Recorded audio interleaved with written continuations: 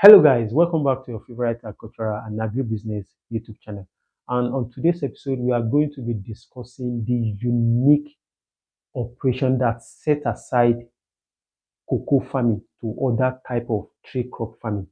So this is a particular operation that is unique to cocoa particularly, and that is what we are going to be talking about. And the topic is shade cropping. So we are going to be looking at the uniqueness of shade cropping with cocoa farming, the best way to do it and how to do it and avoid costly mistake. Because so many other people, some people have done cocoa farming without considering this kind of situation and they end up wasting their initial investment. So what is shade cropping in cocoa farming?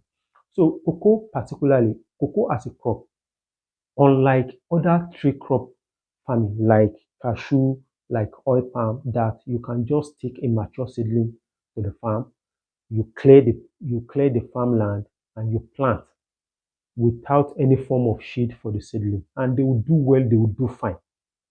If you try that same thing with cocoa, you take a cocoa seedling to a cleared land uh, and you plant it without any form of shade. I can assure you that you will lose about 90% of the cocoa seedling. Only about 10% will survive because cocoa needs shading in the initial stage of their life cycle. So, how do we now go about this shade cropping in cocoa farming? So, there are two ways by which people go about it, but one of the two way is the most advised one, is the better one, and that is what we'll be talking about today. The first system by which many local farmers use is that when you take a farmland, for example, you just purchase this farmland in a rainforest where cocoa do well very much. They will clear the bush and they will retain all these trees, all these wide and old trees on the farm.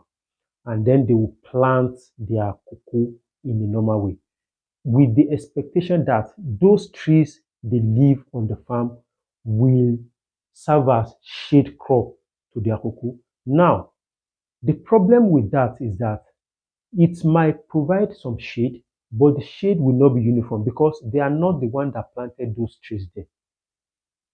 The shade will not be uniform.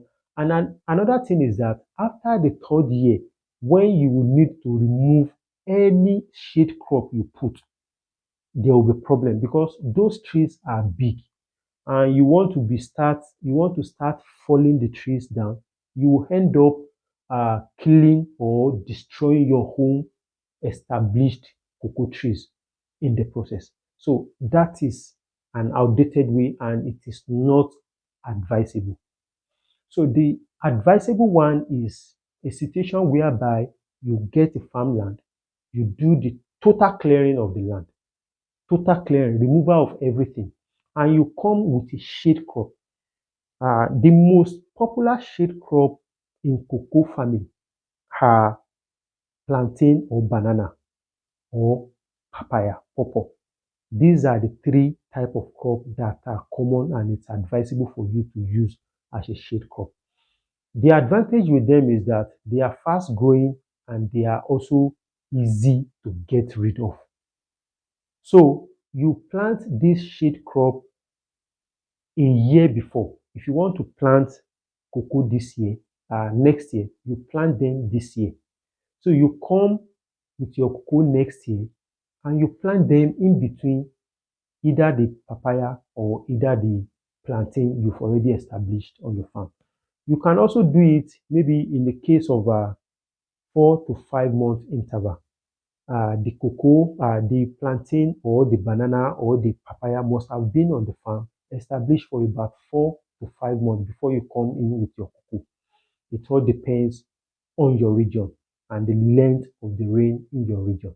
So the advantage with this is that they are fast growing and they are easy to get rid of because no matter what you use as your shade crop in cocoa farming, you must also remove them at the end of the third year.